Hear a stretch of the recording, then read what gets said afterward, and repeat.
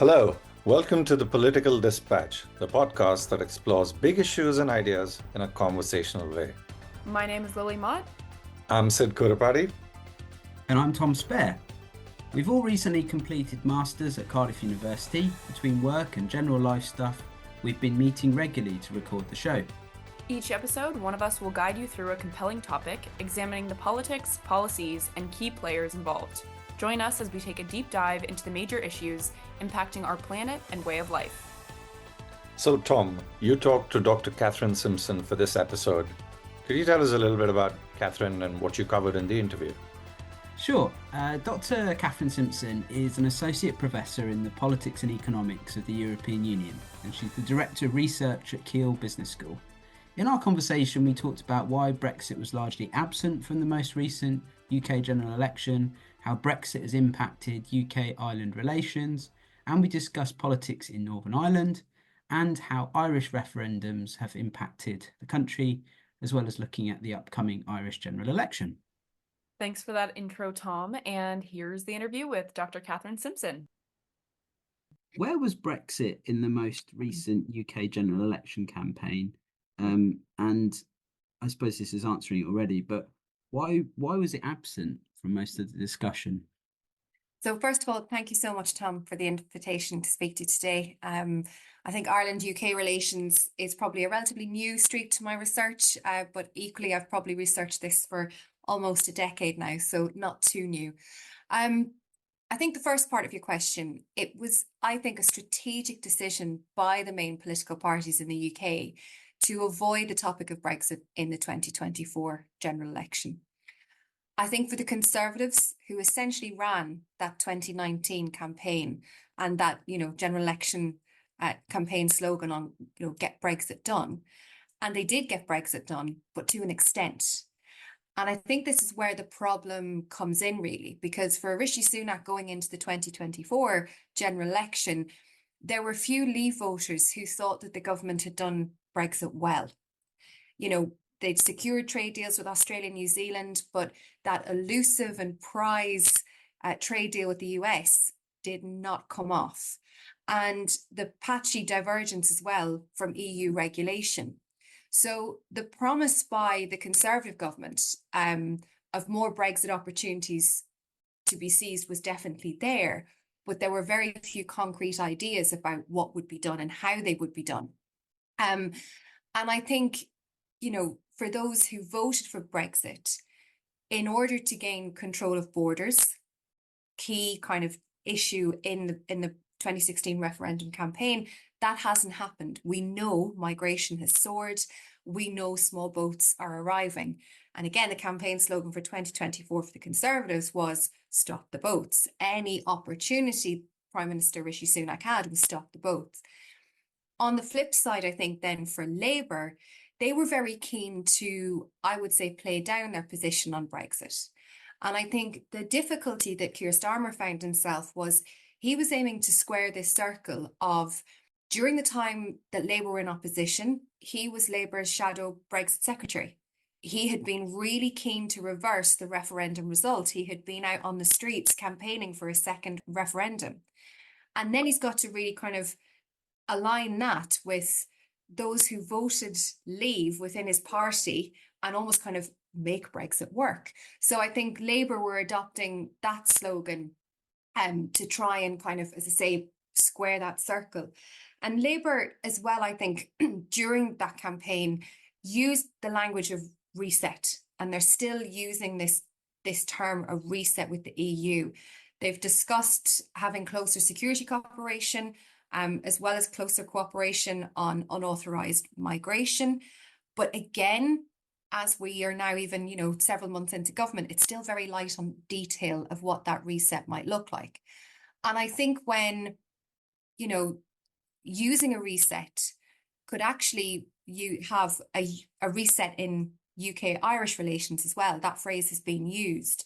And I do wonder that an improvement in Irish-UK relations now could maybe allow the UK to use Ireland as kind of an interlocutor or an ally at the EU level to potentially drive through some of those priorities that they may want to take from an EU perspective.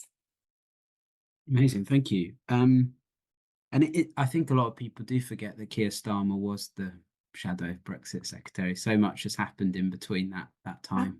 Absolutely, and I think that was the real difficulty. You know, he was trying to, you know, I mean, people talk about a loveless Labour result, and I think there is an element of truth to that. But also, I think it was a very difficult campaign for Labour to say, well, how do we bring back the red wall, and how do we position that with people who have very strong views on Brexit, i.e. that voted for Brexit and want that honoured, with a kind of liberal metropolitan elite in big cities who didn't want Brexit to happen and would be very strong Remainers. And I think that because Labour were polling so well, they were able to, I would argue, kind of skirt over that a little bit. And it played to their advantage, really, because they weren't pushed upon it, because they didn't have to be. Keir Starmer recently went over to Dublin, and he was the first UK Prime Minister to visit, I think, in 5 years. So it says something in itself that it's been so long. In what ways has Brexit impacted the relationship between the Republic of Ireland and the UK? And I suppose we should specifically mention Northern Ireland too within that. Yeah. I think Brexit has not only destabilised British-Irish relations, but it has also had a detrimental impact on the relationship between and on these islands. I think it's really important to make that distinction as well, and as you say, bring Northern Ireland into that, because relations also on the island of Ireland, north and south, during that time were quite fraught because of the difficulty between British-Irish relations. And, you know, Brexit is essentially a barrier building exercise. It is the opposite of European integration. It's something which Ireland has been wholeheartedly committed to since it joined in 1973. Yes, there were no votes in referendums in 2001 to the Nice Treaty, and 2008 to the Lisbon Treaty, but overall support for the EU and Ireland is overwhelmingly supportive. And I think the finalising of the EU-UK withdrawal agreement and the implementation of the Windsor framework and a change in political leadership in the UK, arguably as well maybe Ireland, has marked a new era of cooperation and, I would argue, friendship between Ireland and Britain. As you said, this has been evidenced by reciprocal visits by the Taoiseach Simon Harris and Keir Starmer.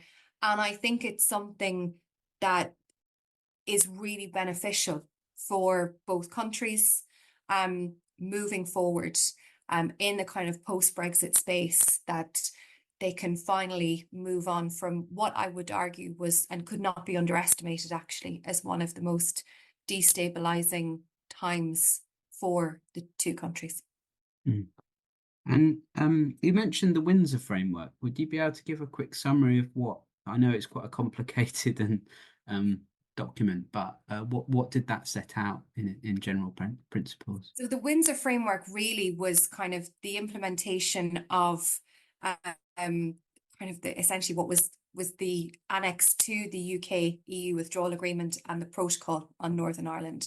So it was a way to really implement that. So to keep the border open on the island of Ireland, still having the border in the Irish Sea, but kind of, I suppose, relaxing some of the rules and regulations around trade, because the flow of trade was quite difficult between Great Britain and Northern Ireland. So there was an awful lot of unionists, and in particular, the DUP, the Democratic Unionist Party, who are still really anti-Northern Ireland Protocol. They see the border in the Irish Sea as an ideological border, really. And I think one way to kind of get that, and one of the things that Rishi Sunak, as a positive legacy, was, again, the creation and implementation of the Windsor framework as well, and trying to really get things up and running. It's been implemented to an extent. There's certain stages that still continue to be implemented. And I think there's further negotiation as well on things like SPS. So what they're talking about is veterinary medicines, all of this kind of thing. But I think because relations have improved, I think you could now see the full implementation of that, because what you've got is a lot of the kind of political, really emotive discourse has kind of calmed, because you've had this reset in relations and a better relationship that you can actually get on, I would argue now, with the kind of running of a post-Brexit space between both islands and between both countries. That there is a, I think, as you say, Rishi Sunak, obviously his premiership was quite curtailed and its success very limited. But the Windsor framework was an early win for him, and it surprised me that he didn't use more of that political capital, because it was a big moment. It certainly was. I would say, that Rishi Sunak probably did more to deliver Brexit and to deliver a kind of functional and operational Brexit, if you will, than any of the previous prime ministers, to be honest. I think the difficulty and it goes back to our first question, he couldn't really use it as political capital during an election campaign because no one wanted to talk about Brexit. So as a consequence, I think, that was the difficulty. If Brexit was still front and centre as a political strategy, I think it would have been deployed. But the fact that it wasn't, because, well, it still wasn't great. There was still a lot of controversy. It's the best we can do. It certainly wasn't the all, kind of bells and whistles agreement that I would say the UK probably would have wanted. And I think that's maybe why he hasn't capitalised on it as much as many would have anticipated. But it was certainly quite a good move for him. For a prime minister who is often criticised for not being very good with politics, I think it's probably one of the best political moves that he made during his premiership. British and Irish relations have improved at the tail end of two Conservative premierships in John Major and Rishi Sunak, and they're often, John Major is often underrepresented in his sort of improvements with those relations as well. Absolutely, yeah, absolutely. And again, I think we maybe saw more of John Major during kind of the 2016 Brexit referendum campaign, when he was trying to I think I probably give context to Northern Ireland and to the importance of the British-Irish relationship, kind of beyond a former colony, than we probably did at any other moment in his post-premiership. And when we were talking about the Windsor framework, one of the issues was around the Good Friday Agreement, right? Which was sort of being threatened by Brexit. Could you sort of talk a little bit about that and what the Good Friday Agreement is, because some people might have heard of it but might not necessarily know what it is, and how it's sort of linked in with Brexit? Yeah, so it's a great question, and you cast your mind back to that 6-week referendum campaign back in 2016, and Northern Ireland did not feature. It did not feature as a political point. It was very much seen as a UK exit, if that was the case. And let's be honest, the polling was indicating at that time that it wasn't going to be a UK exit of the EU. And it wasn't really until afterwards that, this is going to be impact Northern Ireland, because Northern Ireland and the Good Friday Agreement itself is the EU is a guarantor of that. So the EU is instrumental in, I would say, improving and being the umbrella organisation, if you will, in bringing together the UK or the British government and the Irish government and the Northern Irish government to design and implement the Good Friday Agreement, which is essentially a peace accord that was signed in 1998 to bring peace and stability to Northern Ireland. And it operates on a variety of kind of threads, if you will. So north-south institutions, east-west, and then obviously devolved powers in Stormont, just outside Belfast.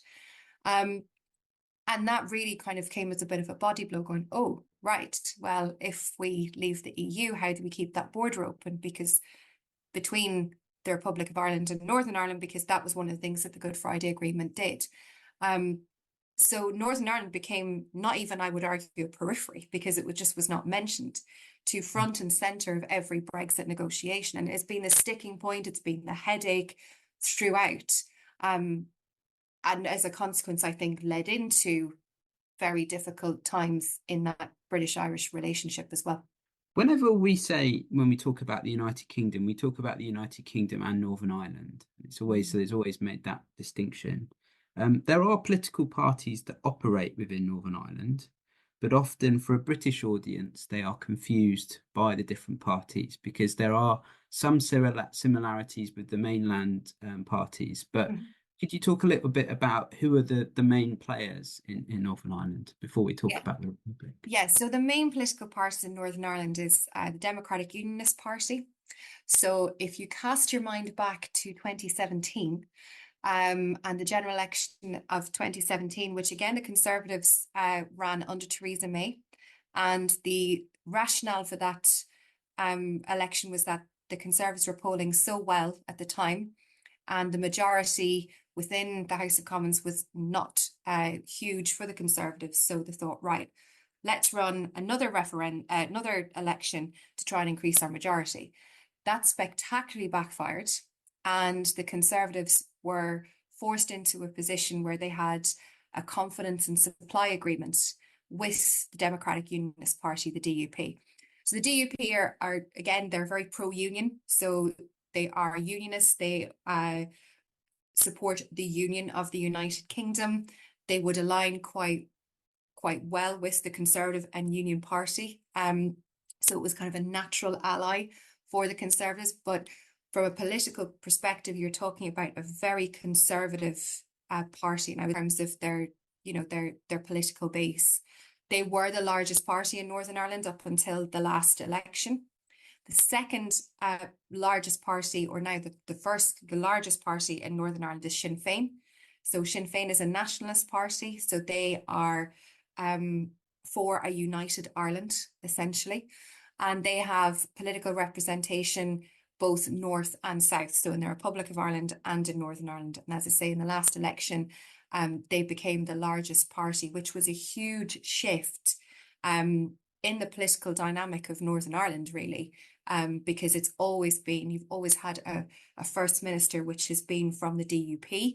That is now changed. The First Minister is Michelle O'Neill, who is leader of Sinn Féin in Northern Ireland.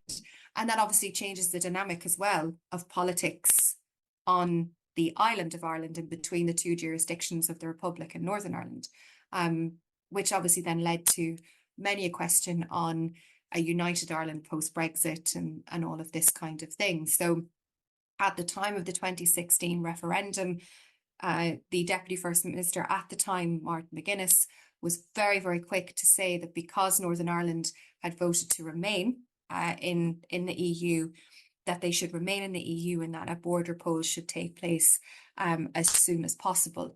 That was rebuked, as you can imagine, by London very, very quickly, but it put the narrative and the importance and the kind of change in the constitutional arrangement on the agenda very, very quickly in light of the 2016 Brexit referendum. Are there any other parties that have sort of... Yeah. So there's lots of options. Yeah, you've got so they're the two main political parties. You've got the SDLP, which would be again a nationalist party, but kind of kind of who pose quite well. So the Social Democratic Labour Party, the SDLP. You've got the Alliance Party, which again has really significantly grown in, I would say, kind of in the last 5 years. Again, maybe a little bit more post-Brexit. And that is kind of occupying a space in Northern Ireland politics that tries to move away from the tribalism of nationalist unionist politics and is occupying a space that is a bit more representative of kind of liberal ideology, but also I would argue kind of those that would identify as Northern Irish rather than Irish or British, if that makes sense. But again, so there's a lot of parties, and again, it's not first past the post in Northern Ireland as well, it's PR. So you tend to get a lot more of a mix. And again, that's also written into the Good Friday Agreement. Okay, yeah. And in terms of Sinn Féin, would the equivalent on mainland be the SNP and Plaid Cymru? Are there similarities, or is it Yeah, difficult? roughly. I mean, the origins of Sinn Féin are probably a lot more complex than, as I say, of Plaid Cymru, and but yeah, from kind of a nationalist perspective, that's what really they would align probably politically on those nationalist lines. Yes. Okay, yeah. And just finally on Northern Ireland, you mentioned about in the Good Friday Agreement that there is, one of the results of that was devolution, and the Assembly in Northern Ireland has been very dysfunctional over the last few years. Yeah. Can you explain what has happened there? I know it's a very complicated sort of story, but Yeah. yeah, It that's has, sort of- again, it's been suspended for a variety of reasons, and they have kind of gone from, sociocultural reasons that are highly divisive in Northern Ireland. So again, the approval of an Irish Language Act, for example, to the suspension of again, because of a heating scandal, a renewable heat initiative scandal, to then positions on Brexit. So again, the lack of support for a backstop or Northern Ireland Protocol, which we now know, and changes to what many supporters within the DUP or the unionist community saw as a and kind of an economic kind of united Ireland. Again, so that was kind of another reason why you've had suspension of the executive more recently. So it can really, really vary. And again, even if you do have even though you have a first minister and a deputy first minister, their power is equal as well. So it's not just the title that changes. So that obviously plays into the dynamic of, whether the executive is up and running or not. But over the last kind of 18 months, 2 years, they have been back up and running, which I think is a welcome thing, because again, during a very highly fractious period in British-Irish relations, you didn't have a functioning executive. So as a consequence, the Northern Irish voice was seen through one lens, and that lens was the DUP. And I think that had a detrimental impact to kind of a more comprehensive and a more holistic voice of who was speaking for Northern Ireland and what the key priorities were. And I think that was a very difficult one to navigate as well. So I think it's a good thing that the executive is now up and running and functioning from a variety of things, because there was key policy areas as well that were falling through the gaps. So, health, education, running on emergency budgets, civil servants essentially running budgets because you don't have a minister in charge, a lack of decision making. So I would say as a jurisdiction, it has suffered quite substantially in over the last kind of number of years post Brexit. And also in a country where public services are really important to the running of the country, more than say in mainland. Yeah, absolutely. And again, the public service in Northern Ireland is the largest in the UK. The private sector is very, very small. Private sector investment is very, very small as well. So again, it was a very difficult position for a lot of people to be in, because again, you had a freezing of pay. And you've got to think as well that you've gone through a series of, okay, pre-Brexit, obviously the financial crisis, but then you've had a Brexit crisis. And then after that as well, you've had energy crisis, kind of global insecurity as well, that has impacted, as we all know, on a daily life. So I think that, yeah, it's been, as I say, a jurisdiction that's been quite negatively impacted, really, through a lack of political representation at the right table at the right time. Yeah, cool. Yeah, thank you for explaining that, because I also appreciate it is quite a complicated picture, because there's lots of there's lots of tears. Yeah, lots of tears of Yeah. of government, and it's again, doing a bit of research around it, you do have to take a bit of time to get your head around it. And I think that's probably what a lot of British politicians rely on, is people just go, well, I don't understand that, let's move on. Which is obviously massively affecting Northern Ireland and the Republic.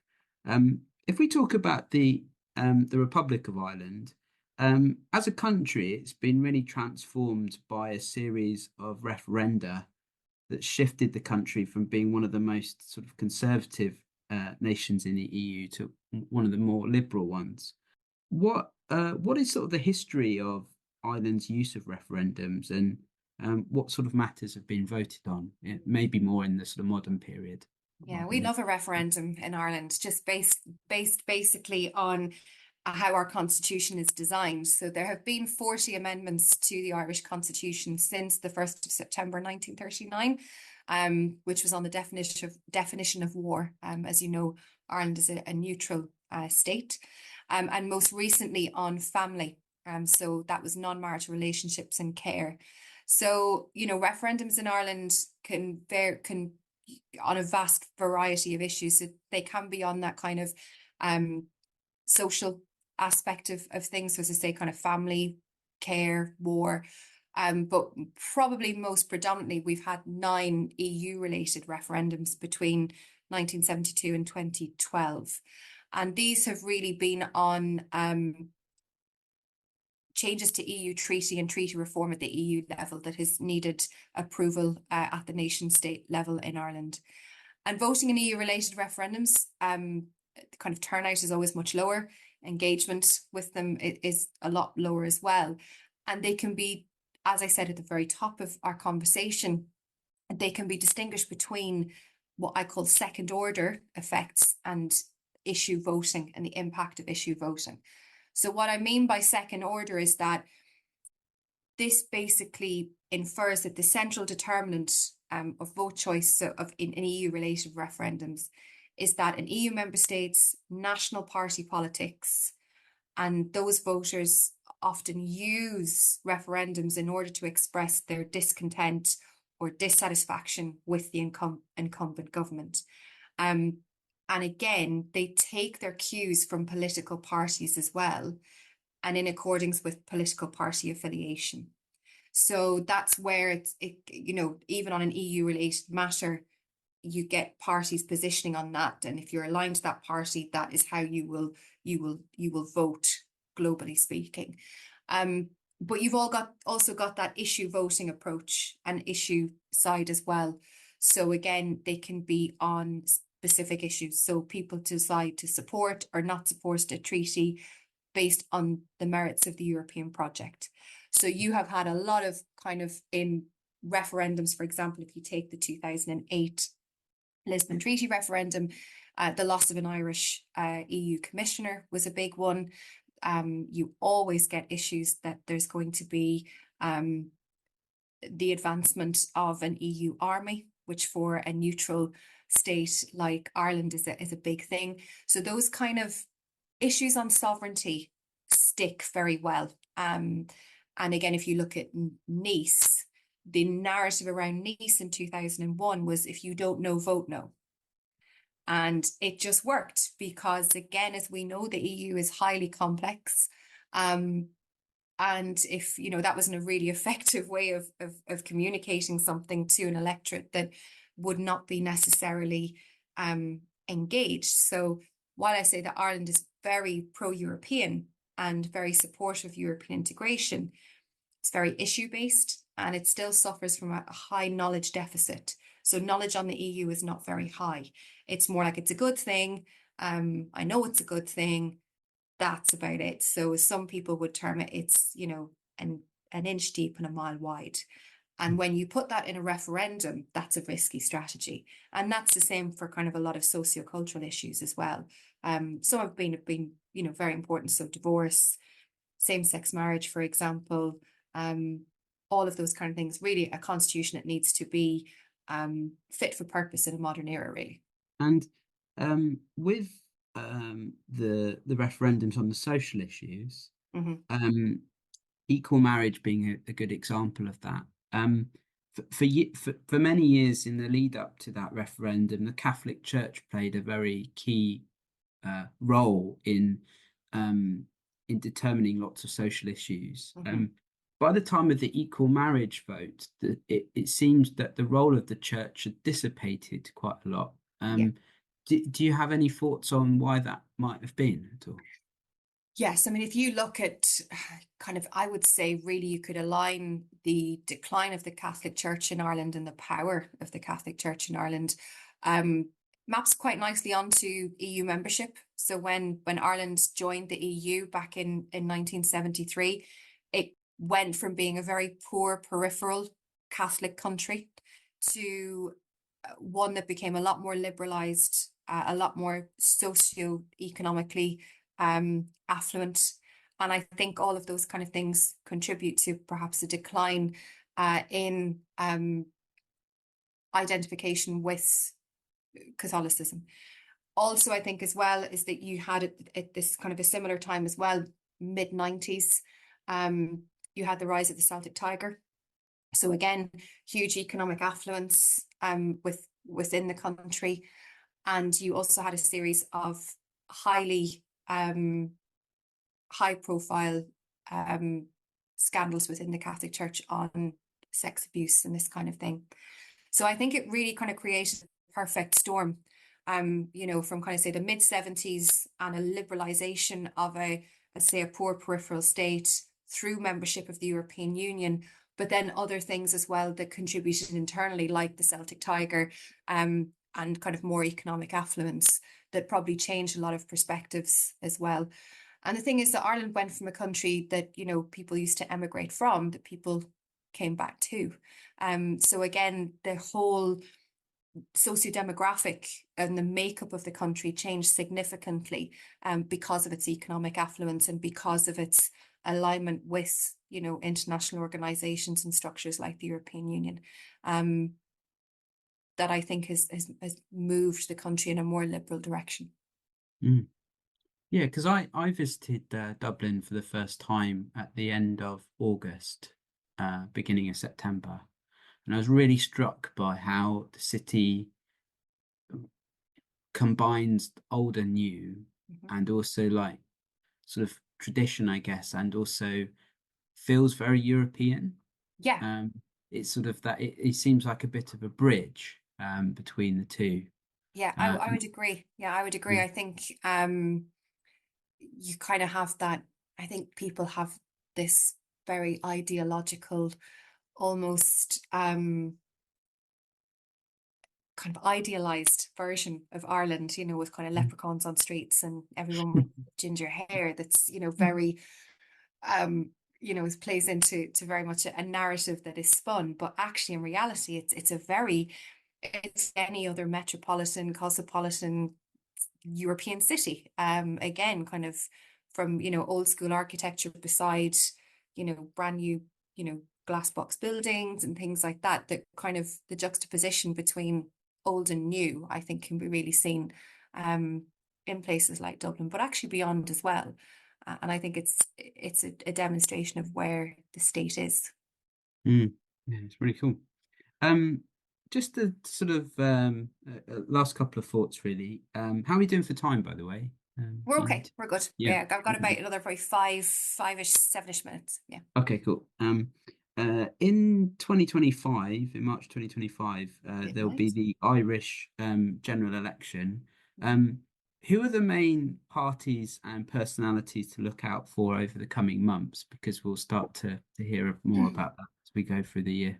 Yeah, so Fine Gael, so the main political party at the moment, and the current Taoiseach Simon Harris, has sustained a huge rise in support following his appointment and his succession from Leo Varadkar in April. So Leo Varadkar was a very popular Taoiseach, very popular within Fine Gael. I would argue his popularity slumped quite considerably as a consequence of, I would say, the family referendums that were taking place at that time. And I think maybe some of the harder line stances on Brexit. But really what you're seeing now is that support has increased significantly for both Simon Harris and Fine Gael in recent months. And I think there's real speculation that we could potentially have a general election earlier rather than later. So and I think one of the things that is playing into the current government's hand, and certainly the main the main predominant political party of Fine Gael, is the drop in popularity for Sinn Féin throughout 2024. Sinn Féin were polling exceptionally well up until this year. And again, what I was saying to you about Northern Ireland and having political representation in both jurisdictions on the island of Ireland, there was a very, very strong possibility at one point that you would have a First Minister, a Sinn Féin First Minister, which we do have in Northern Ireland in Michelle O'Neill, and potentially the first female Taoiseach, and the first Sinn Féin Taoiseach in Mary Lou McDonald. And that was a real, when you're talking about a united Ireland, if you've got the same political representation, that is big. It wouldn't have been the first Sinn Féin Taoiseach in there, but it's massive. It's a really, really big thing. The fact that the popularity has fallen, I think kind of the opportunity will be ripe for the taking. So I think it's one to watch this space, really.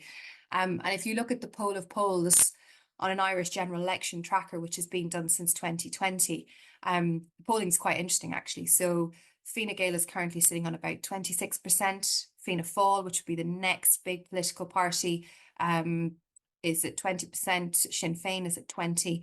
And then you have the Labour and Greens on 5% each.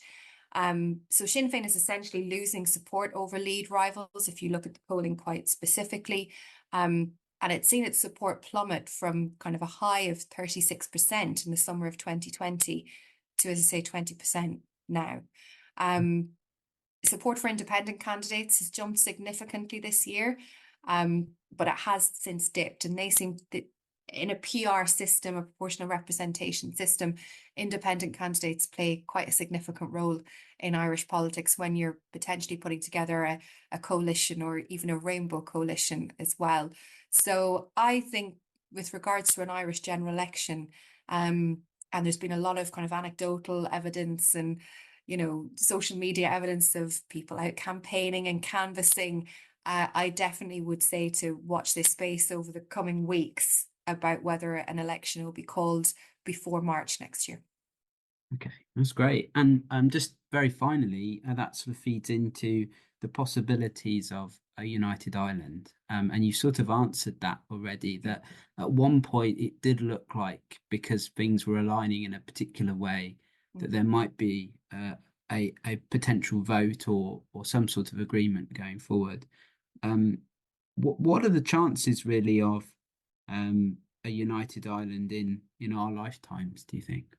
This United Ireland debate is fascinating because basically Brexit reignited this debate about a united Ireland.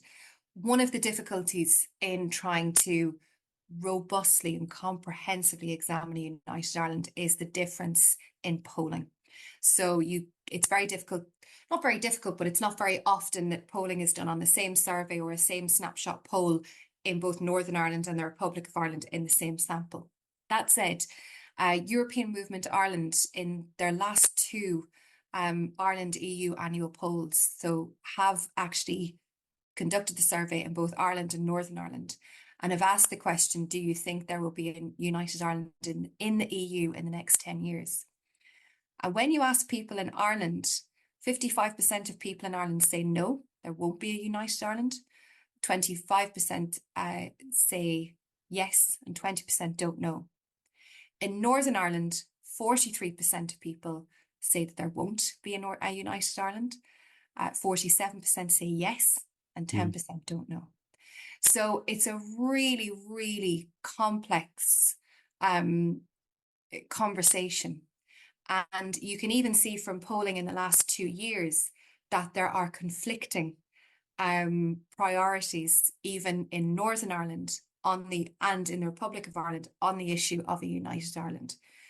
There is a lot going on the island under something called a Shared Island Initiative to have conversations around what a united Ireland would look like. So very simple, practical things like, what would the flag look like? How do you accommodate unionists' views, for example, in Northern Ireland, if you're a part of a United Ireland, and vice versa? What does a nationalist in Northern Ireland look like in comparison to the Republic? So there is a lot of work going on, and the Irish Times in particular as well has done a lot of work and has a new kind of editorial section called Common Ground to really use academic insight and knowledge and have a constructive conversation around what this would look like, rather than the kind of highly politicized and emotive conversation we've had probably post-Brexit. I often get asked this. I'm happy to nail my colours to the mast. I don't think there will be a United Ireland in my lifetime. And for a caveat, I'm not super old yet. But I think it's certainly a debate that is really important to have and really noteworthy as well.